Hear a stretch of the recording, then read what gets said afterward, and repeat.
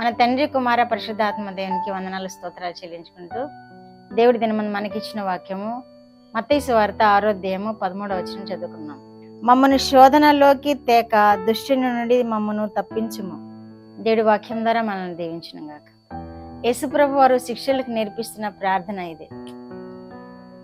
మాకు ప్రార్థన నేర్పించండి ప్రభు అని అడిగితే శిష్యులు యేసుప్రభు వారి ప్రార్థనలో ఈ మాట కూడా నేర్పిస్తున్నారు వాళ్ళకి. మమ్మల్ని శోధనలోనికి తేక దుష్టుని నుండి తప్పించుము. లూకాసు వార్తలో అయితే కీడు నుండి తప్పించుము అని ఉంటుంది. చిన్న అక్షరాల్లో అయితే దుష్టుడు అంటే కీడు అనే రాయబడి ఉంటుంది. ఇక్కడ కూడా దుష్టుడు మనల్ని అనేక విధాలుగా శోధిస్తూ ఉంటాడు. శోధనలోనికి తేక దుష్టుని నుండి మమ్మల్ని తప్పించి ప్రభువా అని నేర్పిస్తున్నారు ఇక్కడ అడగాలని. మనం ఈ మాట ప్రతిరోజు మనం పలుకుతూనే ఉంటాం. పరలోక ప్రార్థన ప్రతిరోజు చెప్తూనే ఉంటాం. ఈ మాట కూడా మనము ప్రతిరోజు పలుకుతూనే ఉంటాం. కానీ అనేక సందర్భాల్లో దుష్టుడు మనల్ని శోధిస్తూనే ఉంటాడు. అనేక సందర్భాల్లో కీడుకి లోన్ చేస్తూనే ఉంటాడు దుష్టుడు. ఎందుకని అంటే ఇంకా మన హృదయంలో దేవుని యొక్క శక్తి చేత నింపబడినప్పుడు దుష్టుడు అప్పుడప్పుడు మనల్ని శోధిస్తూ ఉంటాడు. యాకోబు పత్రిక 1వ అధ్యాయం 14వ వచనంలో ప్రతి వాడు తన స్వకీయమైన దురాశ చేత శోధింపబడును అని రాయబడి ఉంది. స్వకీయమైన దురాశ. యేసు ప్రభువుని మనం ఆధారం చేసుకున్నప్పుడు, యేసు ప్రభువుని నమ్ముకొని మనం జీవిస్తున్నప్పుడు స్వకీయ దురాశ అనేది మనలో పుట్టదు. ఎప్పుడైతే మనము పూర్ణముగా యేసు ప్రభువుని ఆనుకొనకుండా జీవిస్తూ ఉంటామో అప్పుడు స్వకీయ దురాశ మనలో పుడుతుంది. ఆశకు వ్యతిరేకమైనది దురాశ. ఆశ అయితే ఉండొచ్చు కానీ దురాశ ఉండకూడదని యేసు ప్రభు వారు చెప్తున్నారు. యాకోబు ద్వారా మనకు తెలియజేస్తున్నాడు దేవుడు. దురాశ లేకుండా జీవించాలని వాక్యం ద్వారా మనము నేర్చుకుంటున్నాం. తన స్వకీయ దురాశ చేత శోధింపబడతాడు అని దేవుడు మనకు తెలియజేస్తున్నాడు.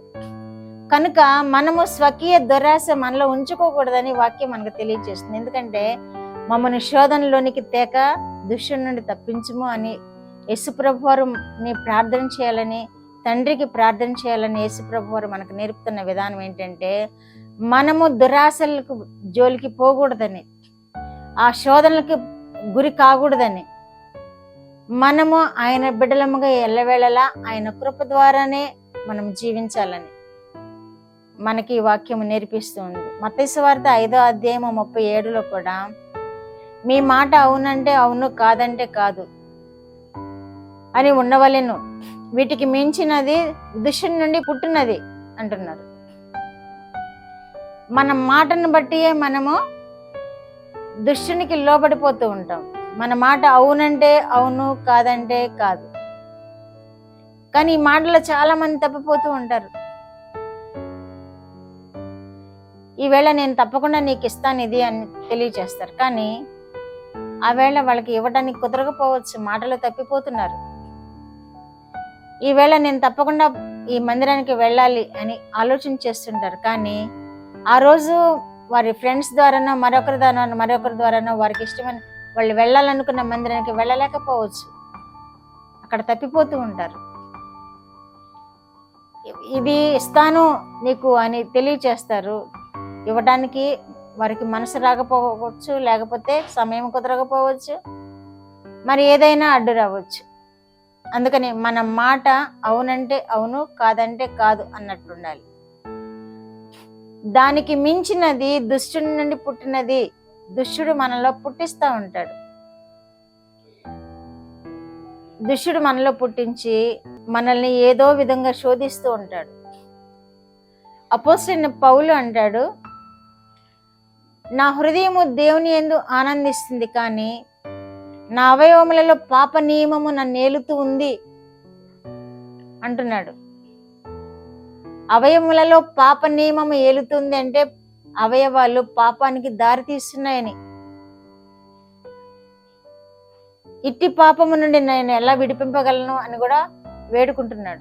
అపోస్తలుడైన పౌలు అంతటి వాడే పాప నియమము నా అవయవాలలో ఏలుతుంది అని తెలియచేసినప్పుడు మన భక్తి ఎంత, మనం ఎంత, మనల్ని ఇంకా శోధకుడు శోధిస్తూ ఉంటాడు కదా మన అవయవాల్ని వశపరుచుకొని.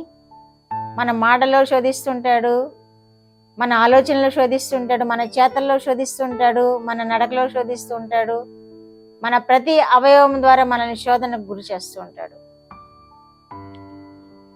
ఇట్టి పాప నియమం నుండి నన్ను ఎవరు విడిపించును అని దుఃఖపడుతున్నాడు. అక్కడ క్రీస్తు యేసు నందు ఉన్న వారికి నూతన సృష్టి అని కూడా తెలియజేస్తున్నాడు. క్రీస్తు యేసు నందు ఉంటే పాప నియమము వారిని ఏమీ చేయలేదని అర్థమవుతుంది. క్రీస్తు యేసు నందు ఉన్నవారు పాపానికి, పాప నియమానికి దాసులు కాలేరని తెలియజేస్తున్నారు వాక్యం. మన అవయవాలను పాపము ఏలదు అని తెలియజేస్తుంది. అపోస్తలుడైన పౌలు ద్వారా నేర్చుకుంటున్నాం మనం.